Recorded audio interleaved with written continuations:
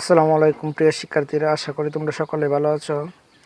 তো নবম শ্রেণীর শিক্ষার্থীরা তোমাদের মাঝে নিয়ে আসলাম আজকে সেটের অঙ্ক।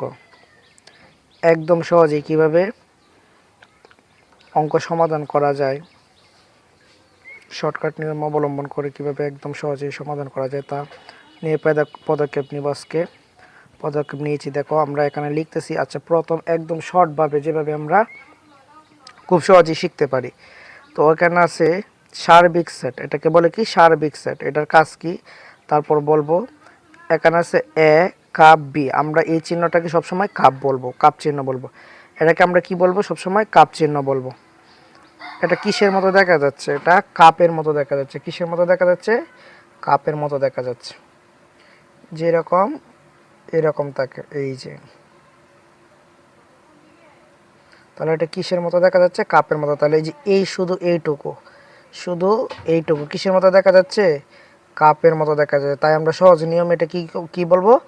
কাপ চিহ্ন বলবো, কাপ। তাহলে এই কাপের কাজ কি এখানে লিখে দিছি। কাপের কাজ হচ্ছে কমন আনকমন সব সংখ্যা আসবে, কমন আনকমন সব সংখ্যা আসবে। আর এটা হচ্ছে, এটা কিসের মতো দেখা যাচ্ছে? B cap. এটা হচ্ছে ক্যাপ চিহ্ন। এটা কি চিহ্ন? ক্যাপ চিহ্ন। B cap C. তাহলে এটা হচ্ছে ক্যাপ চিহ্ন। ক্যাপ চিহ্ন বলতে কিভাবে আমরা বলবো? এটা হচ্ছে এরকম, এরকম আছে এভাবে। তারপর আমরা এটার থেকে যদি এভাবে দিই তাহলে এটা কিসের মতো দেখা যাচ্ছে? ক্যাপের মতো দেখা যাচ্ছে। এটা কিসের মতো দেখা যাচ্ছে? ক্যাপের মতো। তাহলে এটা এটা এইরকম। তাহলে এটা ক্যাপের মতো দেখাচ্ছে। তাহলে এটাকে আমরা কি বলবো? ক্যাপ বলবো। তাহলে এর কাজ কি? ক্যাপের কাজ হচ্ছে শুধু কমন যে সংখ্যা, শুধু কমন সংখ্যা নেওয়া। ক্যাপের কাজ হচ্ছে শুধু কমন সংখ্যা নেওয়া। তাহলে এখানে এক কাপ বি বলতে পারি আমরা, এক কাপ বি বলতে পারি। কাপের কাজ হচ্ছে কমন আনকমন সব সংখ্যা আসবে, মানে দুইটা পক্ষ থাকবে, গড় থাকবে, দুইটা গড়ে যে সংখ্যাগুলো থাকবে সেটা আসবে। এবং ক্যাপের কাজ হচ্ছে শুধু কমন আসবে। আমরা একটা উদাহরণ দিই। একটা উদাহরণ,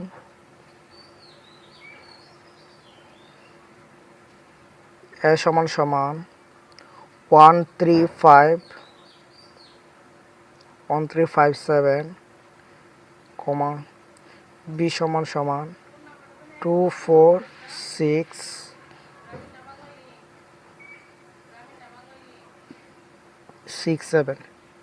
এখন বলছে স্টার, এখন বলছে এক কাপ ভি নির্ণয় করো, এক কাপ ভি নির্ণয় করো। আর এখানে বলছে